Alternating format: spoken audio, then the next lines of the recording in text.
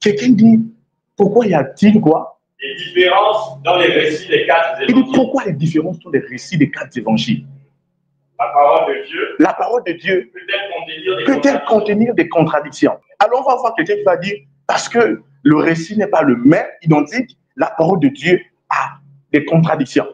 Or, maintenant, il faut comprendre une chose qu'ici, il y a une différence entre la contradiction et la variation des témoignages. Amen. Ça, c'est très important. Lorsque nous allons étudier les évangiles, nous allons voir qu'il n'y a pas de contradiction, Amen. mais il y a une variation des témoignages. Amen. Parce que la contradiction, c'est quoi?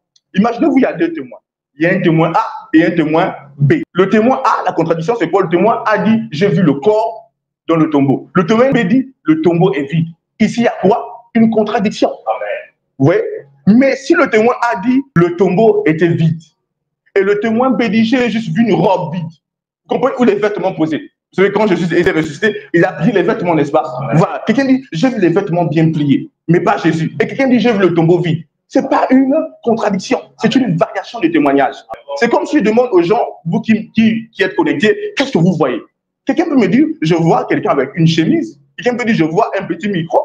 Chacun va dire ce qu'il en dit et ce qu'il voit, ce qu'il perçoit. En fait, c'est comme ça, en fait. Ce qui prouve que même la parole de Dieu est vraie, la véracité de la parole de Dieu. Parce que vous savez, si on va dans un jugement, on prend 4 personnes, on les interroge et ils donnent des choses identiques dans le moindre détail, on sait qu'ils se sont arrangés.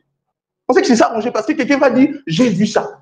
Ils ne pourront pas rapporter exactement la même chose. Donc ici, ce n'est pas une contradiction, c'est une variation du témoignage. Amen. Parce que chacun a dit des choses en fonction de son point de vue. Amen. Et lorsque nous allons étudier les 4 évangiles, nous allons voir qu'il y a des points fondamentaux qui ressortent. Amen. Notamment, le tombeau est vide, Jésus est ressuscité, Amen. Jésus a apparu aux disciples et il y a eu des anges.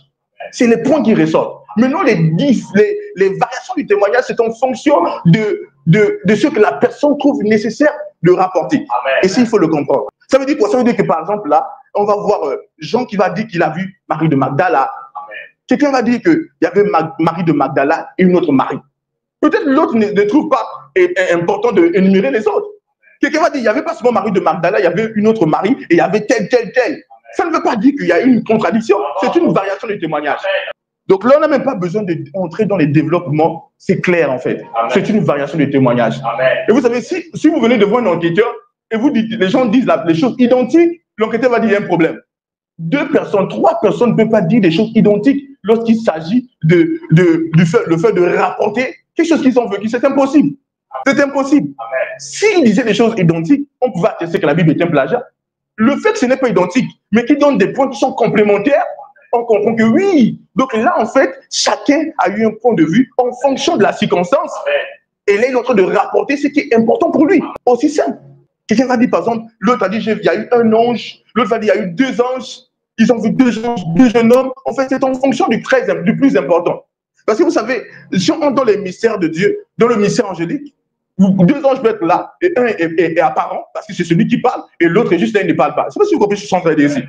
Mais quand on étudie les évangiles, on voit qu'il y a des choses essentielles qui sont mises sur le point. Et vous devez comprendre que les différents évangiles ne sont pas adressés à un même peuple. Par exemple, le livre de Matthieu est adressé aux Juifs. Le livre de Marc est adressé aux Romains.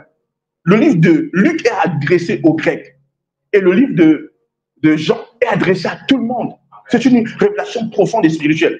Mais vous allez voir que lorsqu'ils vont rapporter, ils ne vont pas s'appesantir sur les mêmes éléments. Chacun va s'appesantir sur quelque chose qu'il trouve important.